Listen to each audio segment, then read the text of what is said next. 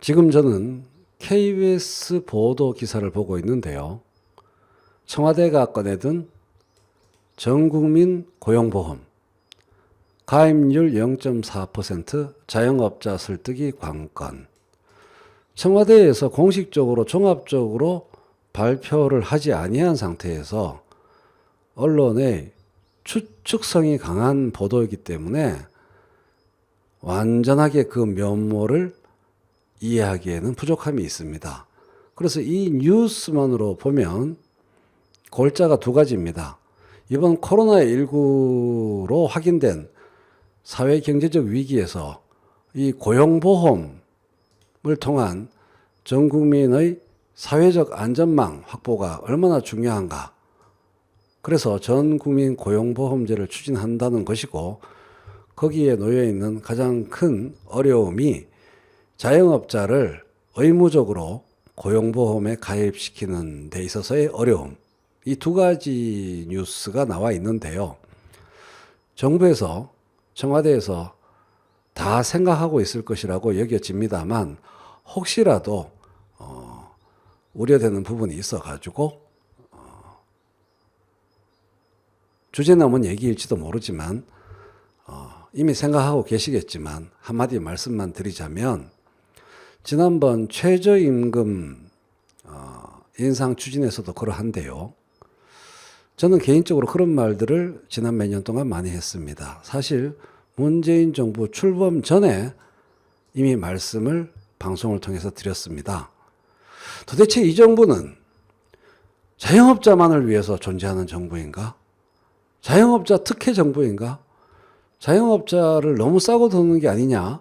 이런 말이 나돌 정도로 자영업자에 대한 배려와 지원이 자영업자들뿐만 아니라 전 국민한테 사회적으로 확실하게 감각적으로 피부로 모두가 동의할 만큼 확연히 느껴지는 그러한 추진을 한 이후에, 또는 그와 병행하여 최저임금 인상을 추진했더라면, 그 순서를 신경 썼더라면 참 좋았을 것이다.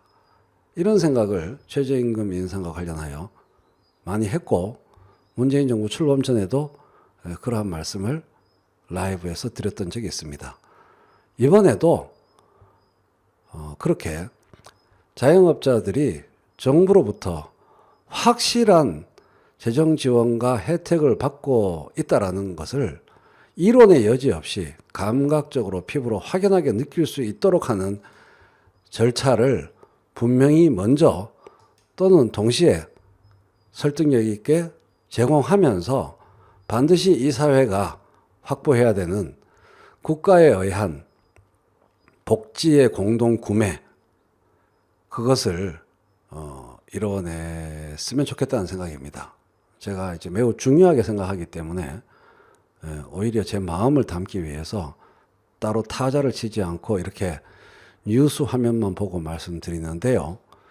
이 제도의 도입은 정말로 중요하고 이 사회에 반드시 필요한 아젠다를 제대로 제시한 것이다.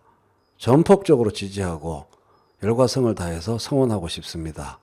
그러나 자영업자들을 포함해서 이 제도의 시행에 따른 각자 도생 과정에서의 각자의 재정적 부담에 대한 우려를 하고 있는 다양한 취약계층들에 대해서 그 부담을 상쇄하고도 남는 정부의 전폭적인 재정적 지원이 느껴지도록 하는 일이 반드시 먼저 혹은 함께 진행되어야만, 너무나 중요한 제도이기 때문에 이 제도가 결실을 맺지 않을까.